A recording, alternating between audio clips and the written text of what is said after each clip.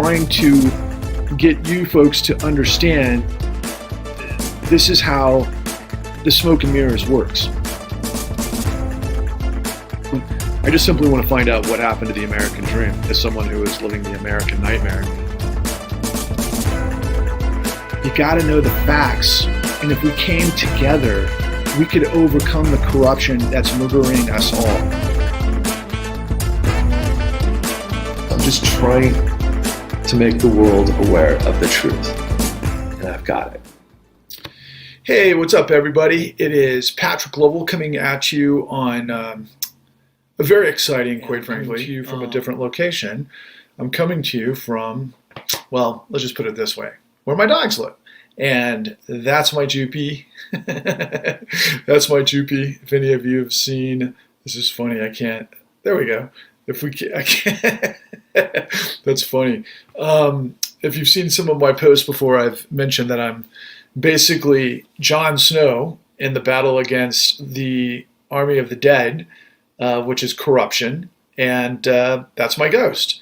And thank goodness he's a little bit chill at the moment because we just got back from a nice walk and taking care of business and all that stuff. But I couldn't wait to drop a truth bomb today because of all of the madness that's going on at the moment. And it's particularly enlightening and beguiling and all sorts of stuff at the same time, considering who I am and what I've been involved with for a very long time and what I've been trying to illuminate, educate, embolden you to understand.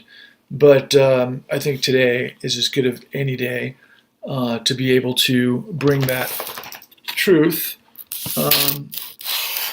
Jupiter, say hi. Jupiter, come here. Jupiter, say hi. There you are. Say hi to everybody. That's my Jupiter, my ghost, and I'm Jon Snow, fighting corruption. And so ultimately, what the big scuttlebutt is today is a couple of different things are predictably coming out. And I've been talking about this stuff actually for a couple of years, since the first Michael Cohen testimony in front of Congress during the impeachment proceedings based on Donald Trump's business practices as it relates to inflating the assets that he owns or deflating them depending on what his circumstances were, either to manifest loans or to reduce taxes. Now, that is currently being investigated under civil penalties by the New York AG, Letitia James. Now, of course, there's many other elements of what's being, the Trump administration, or I should say, the Trump apparatus is being investigated for a whole litany of scenarios, particularly probably the most prescient is everything relating to the January 6th insurrection and what the DOJ is going to bring down, but particularly as it relates to, of course, Mar-a-Lago and whatever top secret documents that Trump skirted the White House, National Archives, wherever from to potentially do what? I don't know, sell on the open market to enemies, and what were they? I mean, many of you have heard me talk about this before, and ultimately, the way I frame it and think about it is Donald Trump is doing us all a grand favor. I mean, I don't know if I can use this term without insulting some people, but his absolute carnival barking retardation, his audacity is extraordinary and extraordinarily beneficial. So thank you, Donald Trump. I mean, everything that Donald is representative of is an expression of what it is that I've revealed to you in our work, my work, the con. Except here's the thing, MAGA, and I really hope you can wrap your head around this, okay? Now, I'm talking about people who might support Trump because they have nowhere else to go because they got so decimated by what came before and they can't bring themselves to support anything resembling the administrations that had destroyed them, whether it was way back, with getting rid of the golden goose and industrial power that the United States once was, to ultimately everything 2008 that buried millions upon millions of people in the courts. But Donald Trump has been in this racket for a long time. The guy's been in a control fraud the whole time. So what is control fraud? Well, if anybody has watched The Con, you know exactly what control fraud is. When the 2008 great financial crisis happened, and I was dealing with what appeared to be a hyena crime racket that was lying to me every step of the way so that I couldn't get a square deal on a scenario that I happened to be in. Now, that deal was part and parcel to being set up, even though I set myself up by taking a loan that I had no idea what I was getting into. But it was part of a broader criminal structure that ultimately blew up the world. And so when things landed on my head, all I wanted to do on a personal level was try to get to a point to renegotiate what they called a modification at the time to be able to stay in my home with my young family. And I achieved everything they asked me to do. But ultimately, they got me mixed up with some crazy-ass paperwork, and I decided to walk at that point because I knew it was a clusterfuck. But one thing led to another, and as a result of that horrific scenario, I went on this incredible, monumental 13-year odyssey to put together all of the pieces of this enormous puzzle that in the end is quite simple. I say over and over and over, it's not rocket science, it's racketeering. So let's return back to Donald Trump. So Letitia James announces this litany of incredible frauds that the Trump organization has been involved with for decades. This is mostly hyperinflating assets, lying about what their collateral was that they would get loans from to be able to maintain the facade of a business using fraudulent collateral and, quite frankly, fraudulent numbers that they just manifested out of thin air. Well, how do they do that? It's all on display in The Con. www.thecon.tv. Now, Trump, most of this, I think, going back to the 80s, we knew that, the guy inherited a lot of money. We knew that his father was up to no good. And the crazy thing about people like Donald Trump's dad was that, here they are relatively, this business model, these champions of capitalism and all of these things. But really, when you dig underneath the, quite frankly, the ledger, you find out that they were getting tons and tons of incentives from the state or the city or the government and everything else. There was a bit of a socialism going on for big-time developers, tax incentives and everything else. Where you try to get a deal, you get investors, and then you do all of these other things that led then to other crimes that Donald's going to be investigated for, and I hope busted for eventually, that he's been engaged with for a long time, mostly laundering money for a lot of enormously horrific players from around the world, primarily Saudi Arabia, but of course Russia and many others. But the entire island of Manhattan is involved with this, as is probably Beverly Hills, California, as is Scottsdale, Arizona, or Miami, Florida, or a lot of places in Seattle, Washington. Anywhere where there's a shit ton of money and international money, a lot of this type of stuff that Donald Trump entire business model was predicated on,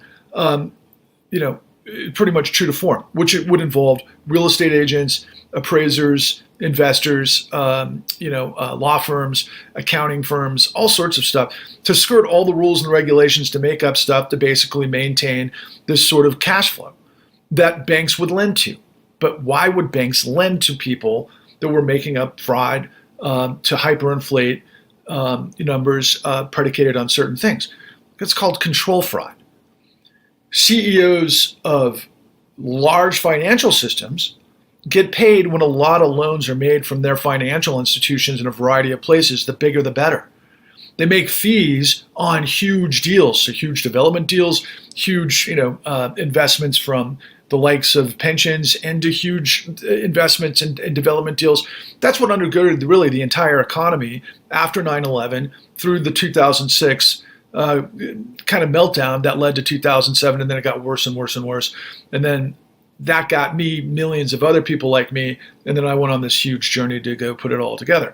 But today, all of the carnival barkers, all of the mouthpieces, all of the highly paid so-called professionals, not sitting in a living room with their great animals next to them, who get paid millions upon millions of dollars, have no idea what they're talking about. They're speculating this. They get an attorney here. They talk about that. They do this. They do this. Now, quite frankly, the question should be on everybody's mind, well, why isn't this criminal? Well, for whatever reason, Letitia James, the Attorney General of New York, who I understand does have criminal prosecutorial power, one of 3 states in the United States, I think. The rest of them are all civil. But in her particular case, it appears that she's choosing civil because it seems to me, looking from the outside in, that there is a coordinated effort on behalf of the DOJ. I would imagine Letitia James, of course, the DA in Manhattan, and there was some controversy whether or not Alvin Bragg, who is, there, was dropping, what the previous DA of Manhattan was looking into, which was also control fraud for the Trump organization. I'm not sure if he's all in on the timing of this thing, but we should also include the SEC, I would imagine, if any of these loans through Trump were securitized, of course, through Deutsche Bank. I mean, that's the obvious. But, in whatever manifestation that may have happened with like hedge funds or maybe some private equity, who knows? I mean, the only one I'm really aware of is relates to Trump is Deutsche Bank, but more importantly, Saudi Arabia. Now, why is that important? Because the other investigation as it relates to Mar-a-Lago, and then ultimately, was Trump stealing nuclear secrets to sell to our enemies, of which, of course, Saudi Arabia played an insane role in 9/11 that nobody in media has ever talked about. And millions of you pretend like you don't want to know about it or aren't aware of it. We went to war against Iraq. We had troops in Afghanistan for 20 years, and neither one, although, of course, in Afghanistan, Al-Qaeda camps and in Al-Qaeda, or I should say bin Laden, yeah, they were the ones who created 9/11. There's no question about that. But how they were able to maintain their financing and get these assets into the United States and everything else that I've talked about in the past, it was a no-brainer that the FBI already had the information, and that's a whole nother story about these guys and where they were getting their money and how those at the highest levels of the Saudi monarchy were providing material support for the hijackers that flew planes into our buildings and then led to 20 years of war in the wrong place. And ultimately, that was buried, okay? But Trump said right before his live golf tournament a couple of weeks ago in New Jersey that he was like, in the most, again, egregious, bombastic, insane way. And he just said off the cuff to the media, hey, look, as it relates to the 9/11 families, he's like, nobody got to the bottom of 9/11. So what do you expect me to do? Was what he was saying. Read between the lines. Look, if we're not going to hold Saudi accountable, why wouldn't I do business with him? Which then, of course, leads me to speculate that maybe he's selling nuclear secrets to the country that was deeply involved with 9/11. Which would be a bit of a problem, would it not? But beyond that, what's going on today in media, and I looked at all of the different, echo chamber, cable platform, MSNBC, CNN, Fox, and so forth. None of these jokers, and it's going to go on ad nauseum in, really, the whole midterms is going to be predicated on this. Because Biden already said, right, that this midterm is about fascism against democracy. What I'm here to tell you and what I've been telling you and what I've been telling you nonstop is that this whole story, and Donald Trump is the perfect personification of this, this whole story is the emperor's new clothes on really bad acid. It's not rocket science, it's racketeering, which means it's RICO, it's organized crime. And the bottom line is racketeering, influence, corrupt organization. And Giuliani was the former, DA of Manhattan, who was like the godfather of RICO. And so ultimately, he's involved with Donnie in documentation fabrication as it relates to election certifications for the Electoral College to steal the election. That in its own right is absolutely insane. But have you ever seen a picture of Giuliani? I mean, the guy looks like a vampire. He's lost his freaking mind. I think he's had 3 marriages. He seems to be an alcoholic. I think he was drunk the night of the insurrection. And this is a guy who stood at the base of 9/11, with the blowhorn, showing incredible leadership. And this is where we are in 2022. I mean, the ultimate personification in real life is Giuliani. And it reminds me, how many of you have seen Braveheart? Remember the movie Braveheart, where Mel Gibson's ally turned antagonist, turned ally after the fact, after he got betrayed? Can't think of his name. Sir William Wallace. No, that was Sir William Wallace. Why can't I think of his name? Anyway, you know who I'm talking about. His father was grotesque. He was dying from this disease that pockmarked his face, and he just looked like this insanely, this gargoyle-looking demon figure, because he was rotting from corruption, his own betrayal, his own duplicity to hurt his own people for his own gain. That's who all these assholes are. And so the mainstream media is talking again about all of these different things, and they're not putting it all together. And so as it relates to Giuliani, for example, I don't have the resources to go out and prove this right now, but it's my speculation that Donald Trump learned about documentation fabrication in the run-up to the 2008 Great Financial Crisis. What we expose in the con, and what one of the greatest investigative journalists in the United States, and who runs the ICIJ right now, a guy by the name of Michael Hudson, wrote a book after some incredible reporting in the Los Angeles Times in around 2004-ish, did a book called The Monster, where he revealed insane documentation fraud to change the paperwork on mortgage loans and applications to fit all of the numbers and criteria to get loans approved. And the reason they did this was because brokers were incentivized to do it, and everybody got paid to do it. Everybody got fees.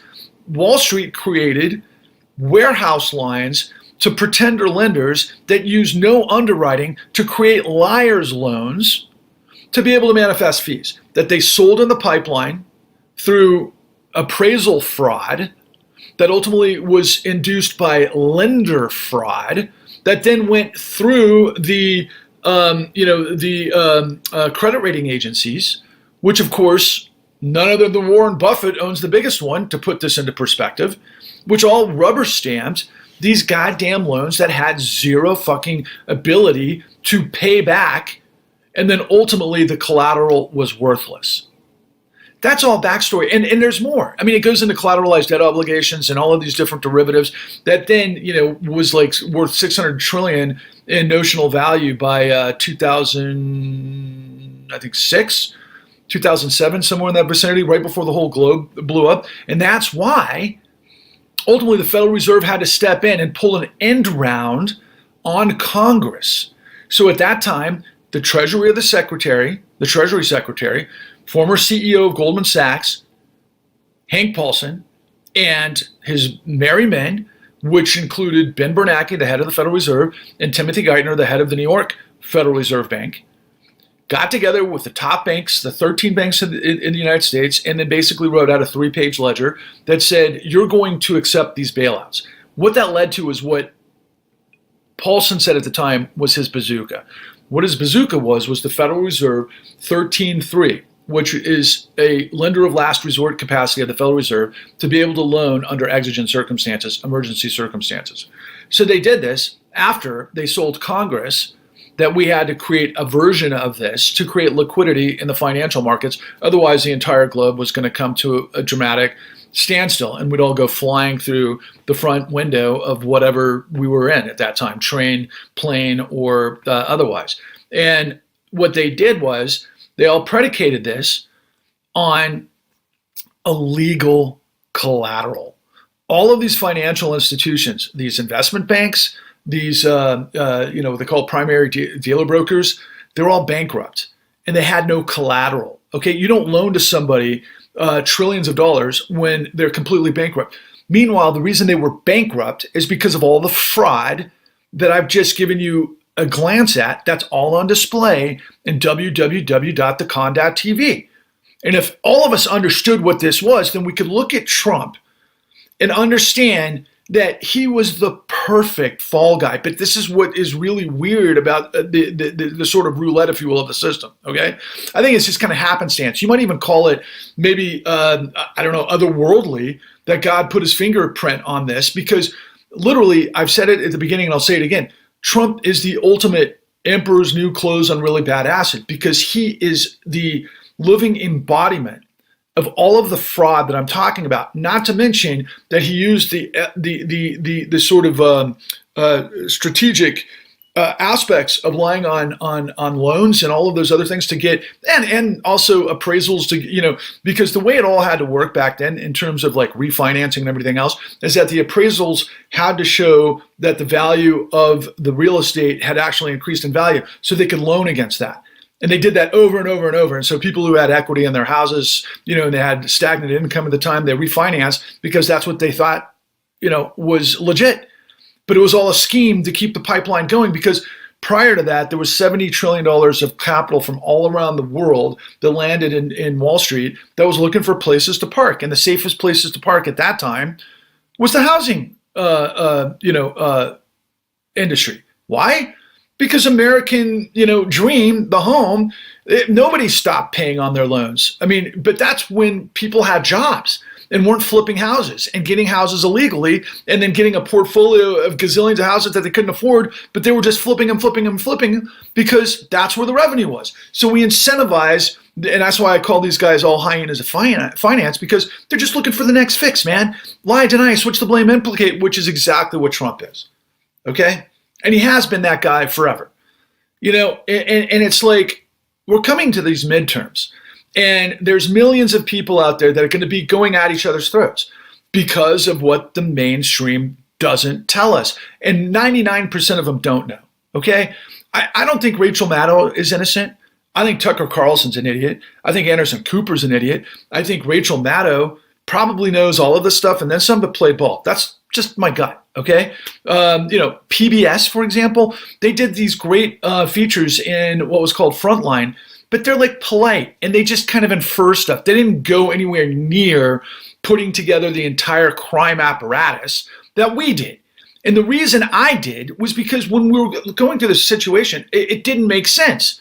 None of it made sense to me because I know business. I'm like, okay, well, wait a second. Collateral's got to be used by X amount to get X amount of loans. And, when it's going up and you've got that amount of equity in your house, okay, you can borrow against that. But then when everything falls, I know that the lenders are going to have to negotiate, which is what I did. That's what you do in business. It just happens, right? There are cycles. There's no question. But the bottom line is, under those circumstances, they weren't playing ball. And I kept asking myself, okay, why can't I get this thing, this modification confirmed to where like I'm off to the races, meaning like, okay, now it's done. I know what I got to pay for the next 30 years. Done. I can do it. I can get on to just making my nut, paying my nut, and just that's it. But it didn't work that way because for millions upon millions of us, we had to deal with these goddamn servicers and these foreclosure mills that were like these bottom feeders that were using the same exact documentation fraud to steal the homes from people that were trying to make deals. But what happened was the government, in addition to providing trillions of dollars of liquidity illegally to bankrupt institutions, ultimately provided what was known as quantitative easing, where Timothy Geithner famously said, we're going to make the American people foam on the runway for the crashing financial institutions.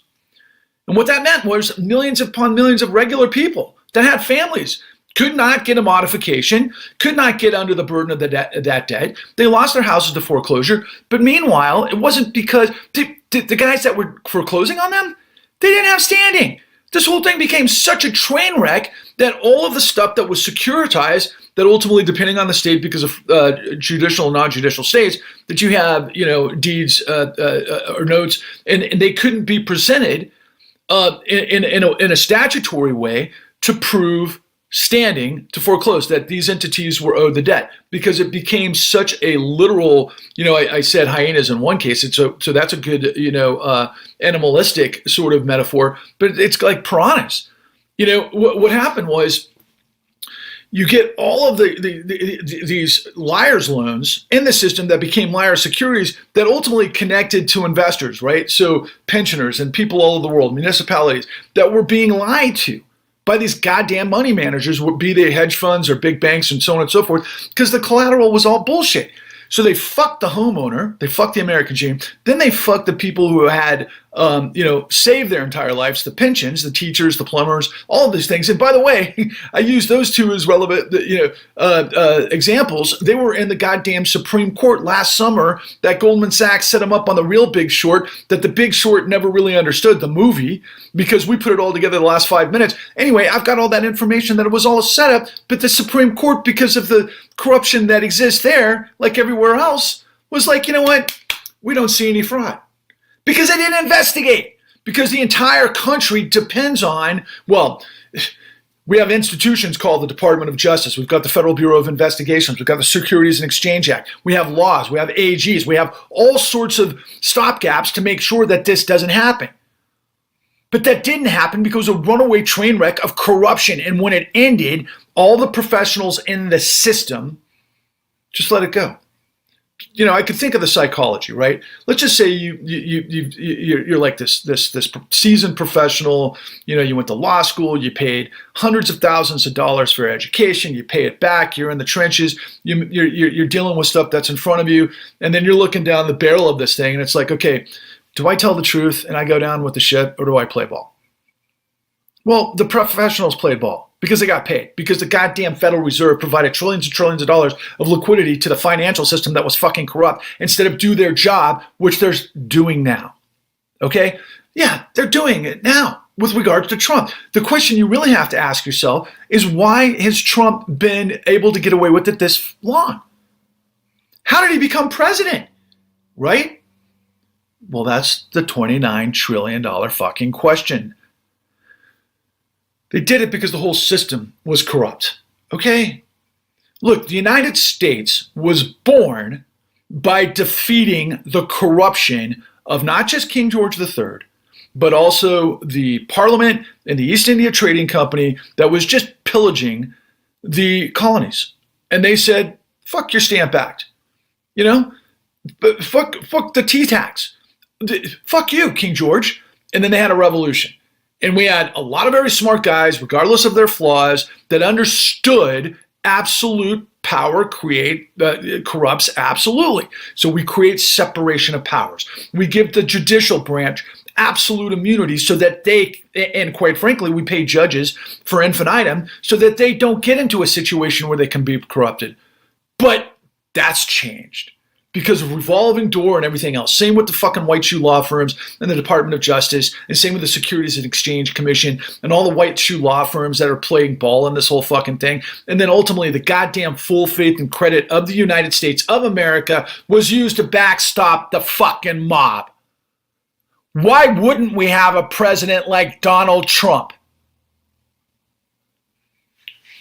So yeah, it's coming to a head. And the only way the United States comes out of this, I'm convinced, is if 10 million plus of you watch the fucking con at www.thecon.tv. Like I'm one hell of a salesman. I'm telling people they're stupid. I'm telling people they don't get it. I'm telling that we're a train wreck of everything. And why would you want to fucking pay attention to me? Because the goddamn emperor's new clothes, it's the new clothes. The sky is falling. All the rest of it, dude, my God. The law of the land is bullshit when it doesn't hold power to account. Yeah, we throw like gazillions of people in jail for all sorts of infractions. You steal above the line, like, I don't know, let's call it like 50 million plus, you get trillions.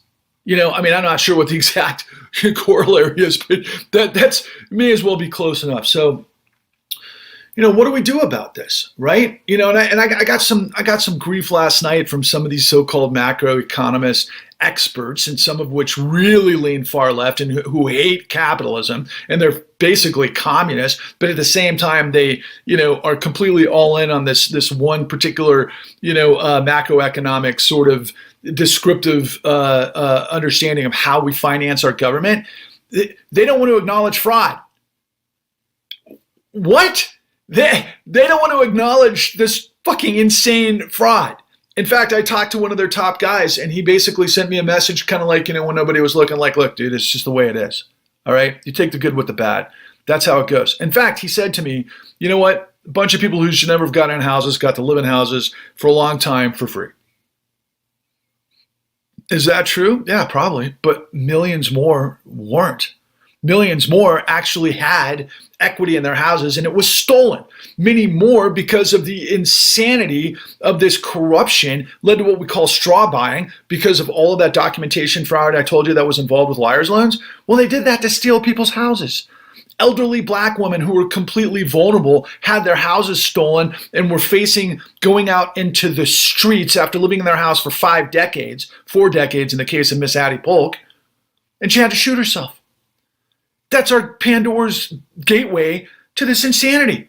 But what she led us to was the only RICO conviction in the entire country. So I think the one thing that I definitely have to express here that I don't really express often enough. My education, to get all of this information for you, cost millions of dollars. So I'm kind of a regular guy, right? I had, a BA in political science. I've been around the block. I mean, I've worked for some big guns in Hollywood. I've been around power for a long time. That's how I knew what questions to ask. And I understood, the premise of the United States because I studied political science. My father is an attorney, so I understand law. And I understand because of my father primarily, my father is bulletproof. He is so professional and so incredibly amazing at everything he does. And my father came out of the Navy first, okay? He was in the Merchant Marines, and then he went into, he was a captain of merchant vessels, and then he moved into commercial stuff. He runs the ship, okay? My father is a tight ship kind of guy.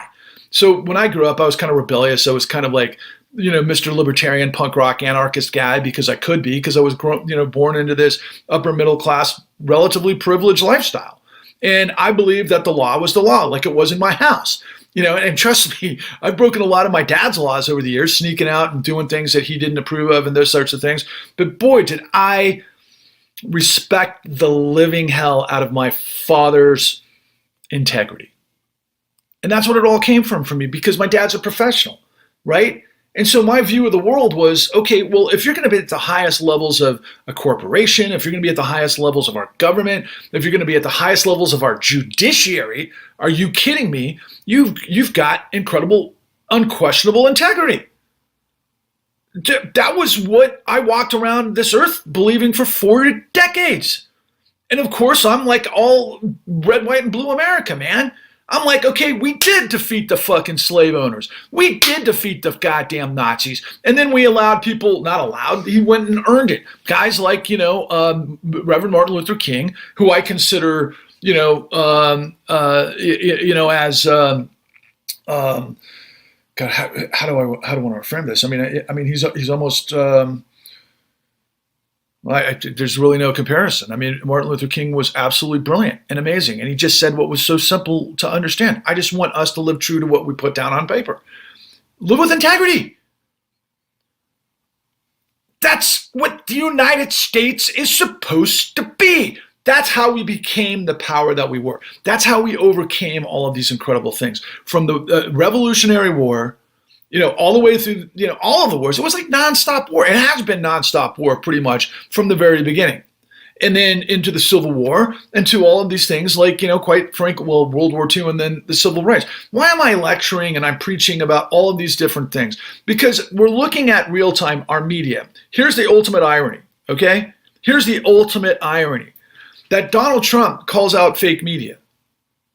Because he's a lying, duplicitous bastard, and he's been using fake media the whole time for his benefit. And now you have all of these jokers in media pretending like they know what they're talking about. Meanwhile, if they get it right, which they need a major education from the con on, by the way, which will never happen, because we were actually, I know we had to have been canceled. We had to have been.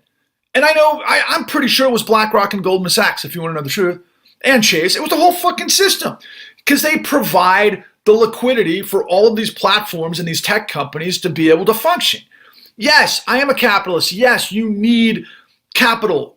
I understand business, but I also understand the brilliance of bankruptcy, but you don't loan to bankrupt operations, especially if they went bankrupt through freaking crime.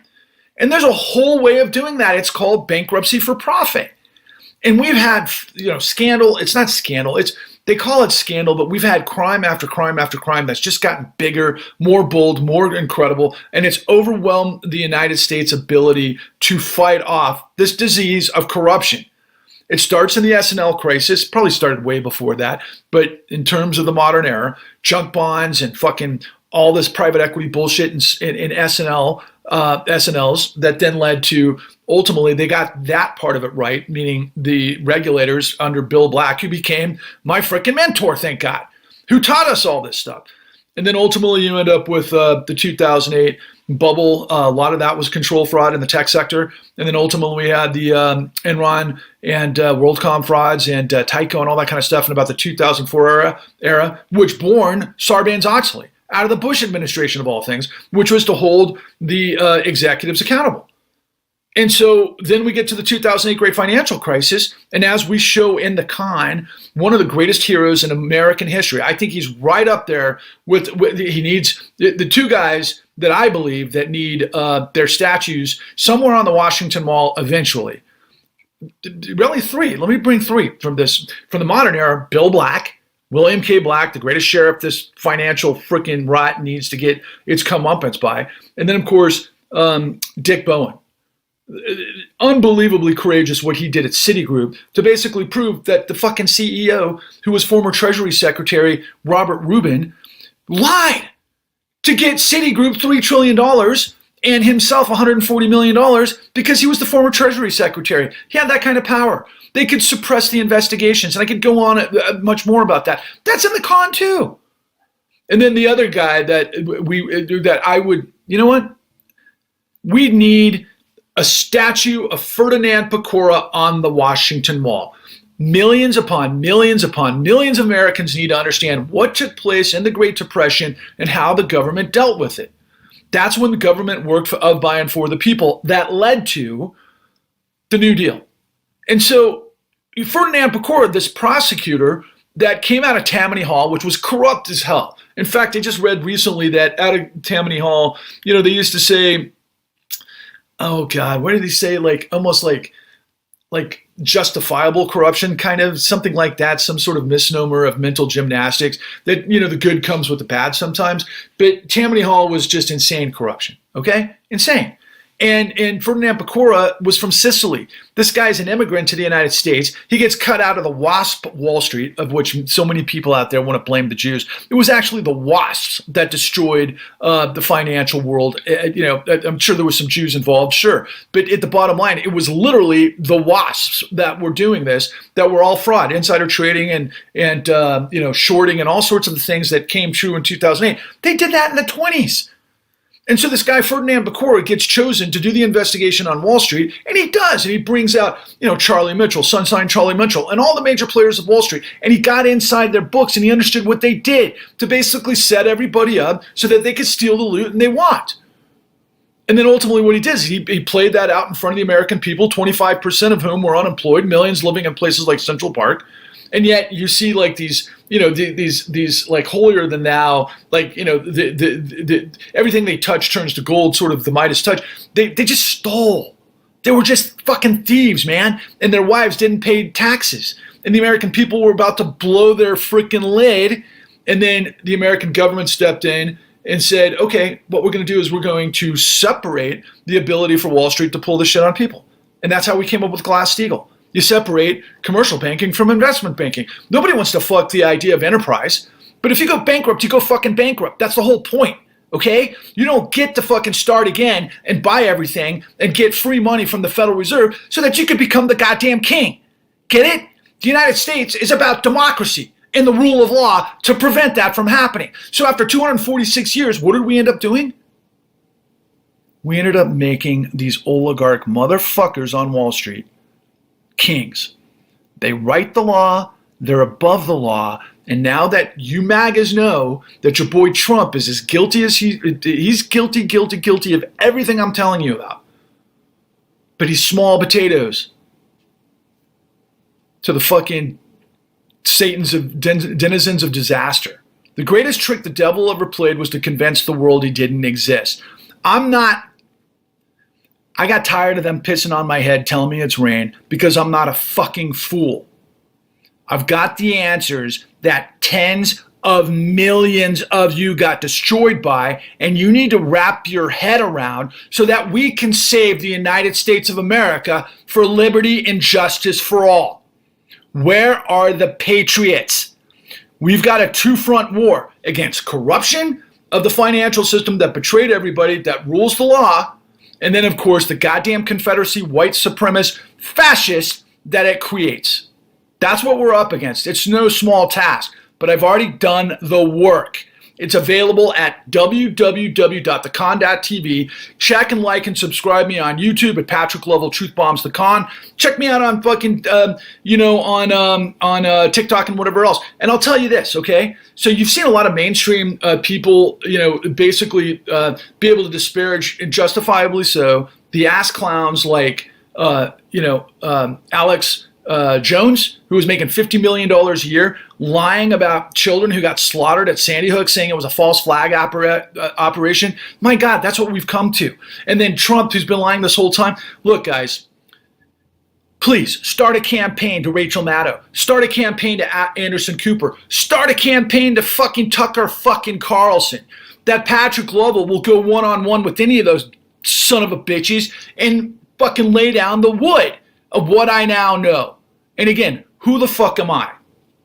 I'm the guy that's got the goddamn biggest truth in the history of our lifetimes that would put this fucking country right side up again if you listen to me. Hey man, I don't know what the fuck it's all about from the big power upstairs, okay? I don't. Again, I'm not that fucking smart. The bottom line is, it's not rocket science, it's racketeering, and you have to have integrity. And the one thing that I'll say to all of you bastards out there who are lying, deceiving, rotten son of a bitches, that I'm your fucking comeuppance.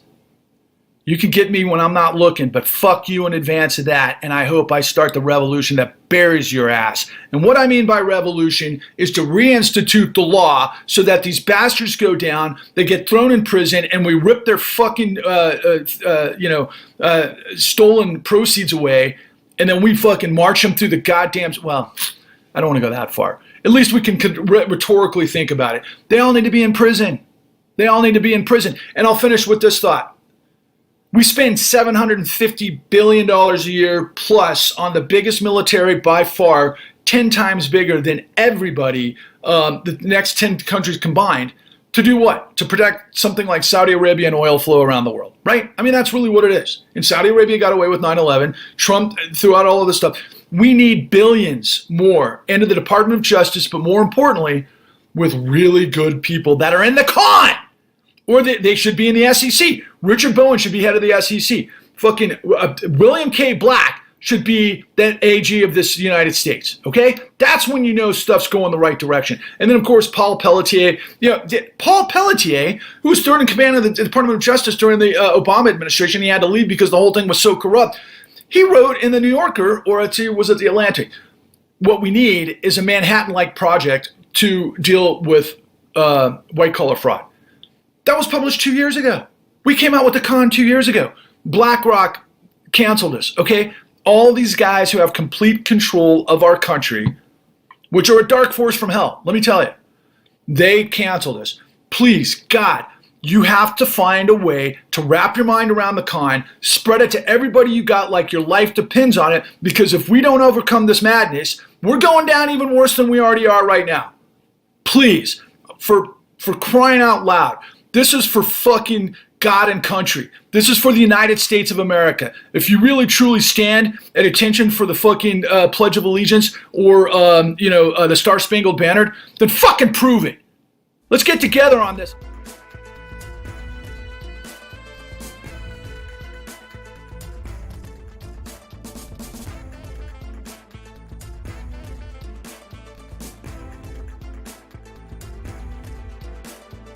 I just made a promise to myself that I was going to find the answers.